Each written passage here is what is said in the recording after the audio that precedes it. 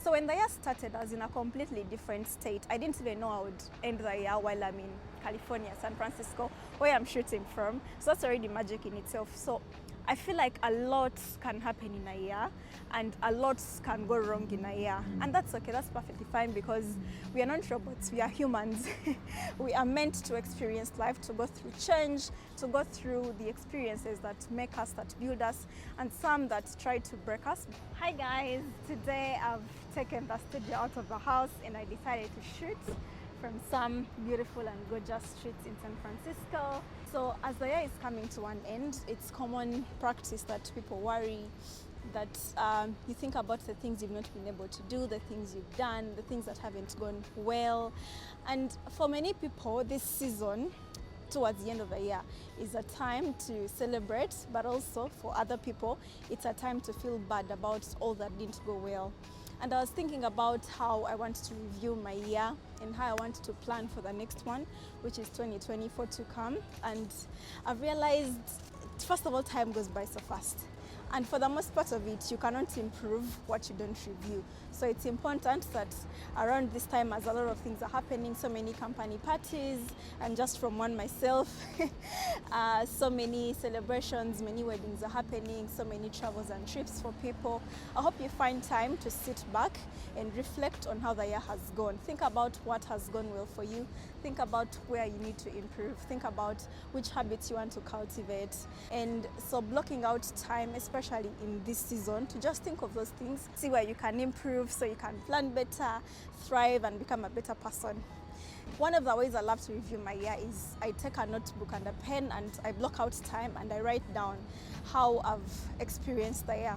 So the things I like to focus on is what did I learn, what did I improve, where did I not perform as requested or as expected, and then I list down, like I write bullet points, and then besides each of them, I learn lessons that I get from it.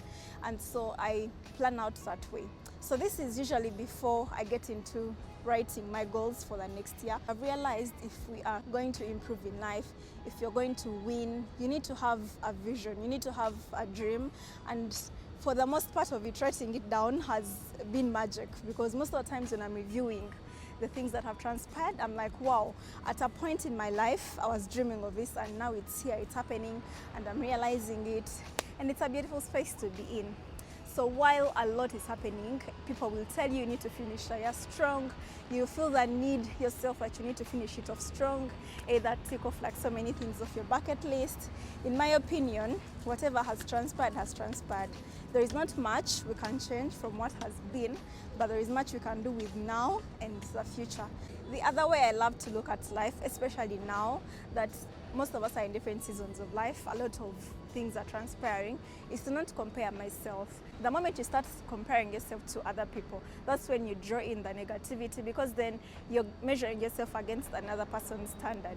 So I like, as much as it's a struggle, and I don't know if it's the same for you, but it's a struggle not to look at another person and say, oh my God, I should be doing that, or I should be here, I should be doing that, I should be in the same place, I should be in the same office, I should be, like so many things that you can choose to compare yourself against. But most of the times, these ones don't lead you forward. And so one other thing I love to do as I'm reviewing my year and how it's transpired is to think about my journey as me. As much as I look up people for inspiration, I love to see people win and all those things. It's nice, it's beautiful to see people in a winning season. But I also recognize that my season is a winning season if I choose to focus on where I've improved, what I've done, and the things I've accomplished. So as you're reviewing the year, as you're looking at all that is happening, take time to reflect on you, because you can only improve you. The other way I love to look at things lately that has given me so much joy is to release control, especially the things that are already out of my control. Because most times you'll find that you're spending a lot of time trying to change situations, trying to change people that you're not able to change. Like, that is already out of your control. So what I can control is myself, and so I focus on that.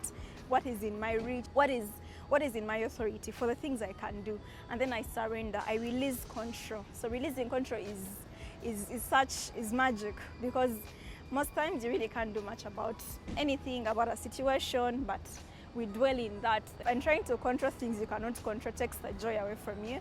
So release that and embrace the season that it is that you're in, as you plan, as you pray, as you hope, as you stay very enthusiastic about where you're headed, because it's very beautiful. So if you focus on improving that, then it will work out for the better. I want to share some of the highlights for me, some of them that I can share on here. This year in particular has been big for me, and the same thing 2022 was. 2022 was that year that I had so many fasts that it melted my heart. And so when I started this one, someone was passing by, so I said hi. Anyway, so when I started this year, I was in different places, academically, career-wise, mentally. I had a lot of reading to do so I can bring my mind to, first of all, stay calm amidst the chaos of everything.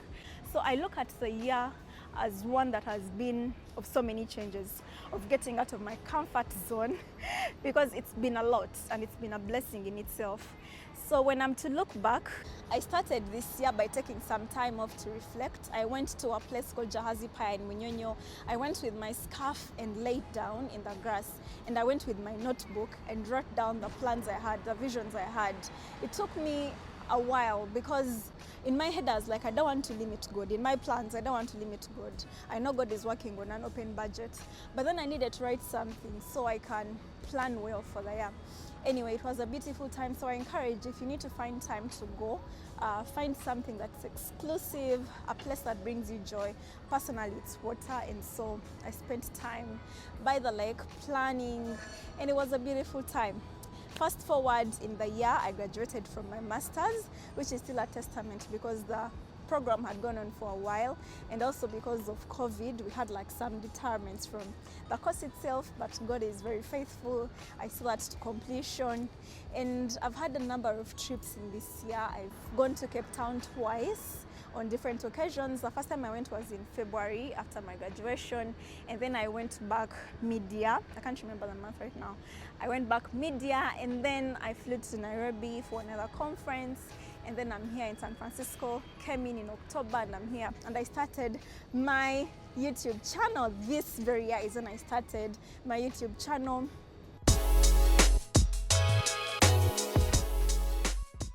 I've struggled with consistency, especially on YouTube, but I'm now revising that and planning bigger things for this channel, and hoping one day I get to host the big household names on my channel so you can share and rub shoulders, which I'm very proud of. It's something I always postponed. Can you imagine? I joined YouTube, like signing up for an account, in 2021. But between 2021 and 2023, it was a time of self-sabotaging. It was a time of doubting myself, a time of being not so sure about exactly what it is. And not that I know everything right now, but I decided to step forward and take that channel as it is. And I'm growing every single day. I learn every single day. I want to improve. So I'm happy about stepping out of my comfort zone and opening this channel. Share the things, the experiences, the trips, the talks, the fun, the joy, the happening. And I bring you along. And I hope that through my videos, you're able to stay inspired, to become your best self, thrive, live your best life, chase your careers and goals while having fun at it. Some of the things I'm really proud about this year was first pickup store for Style City UG. That's my clothing and accessories shop. As you can see, it's safe to say I am representing the brand well. So we opened up a shop. It's in Tinder. We have a store where people come in and they try on outfits as they wish and like, because when I started the business online, one of the questions I was getting is I need to come out and try on the outfits, but they wouldn't come to my place every time, you know. So one of the things I'd planned is to have such a space, and so we opened that up. Yay! Please do remember to follow Style City UG on Instagram and on TikTok and be our clients. Come and join the city. But that's just not it. So the year hasn't just been a smooth sail.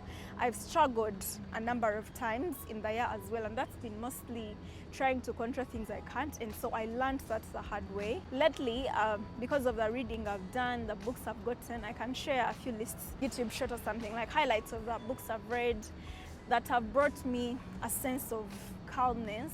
The other thing I've struggled with is trying to stay consistent, especially on YouTube. As much as I was happy opening that channel and all those things, I've realized my posting schedule has not been consistent, and so I changed that starting October. I try to stay consistent as I can. I have to block out time and shoot videos and bring them to you, and I enjoy the process of creating. As much as it's a lot of work, I love to share the experiences. A lot is coming next year, and if you haven't, it's just a reminder, please do subscribe and be with me and grow with me, and let's enjoy the ride. Some of the fights that we usually have are mental, and I've had a bit of those where I feel like, oh my God, I should be doing more. I like to be reminded that it's a season and I have to embrace it as I hope and dream for better.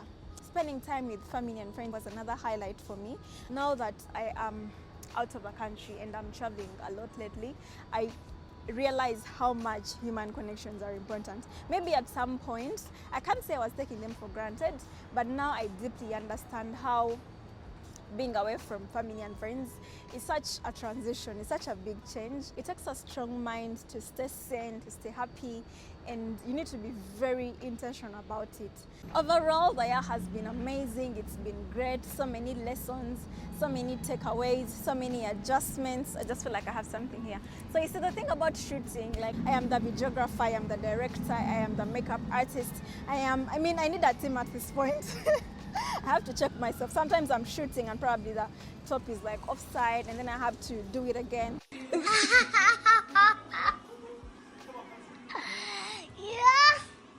It has been lovely catching up with you and reviewing the year with you, and I hope you block off time. And it's never too late. Even if you haven't done it, you can start where you are now. Engage with me in the comment section. So I cannot wait to hear how it's going on for you, to see you in whatever we meet, in whichever area or sphere of life we get to exchange conversations and highlights. We'll catch up longer in another video where we are planning for that 2024. So until next time, see you in my next video.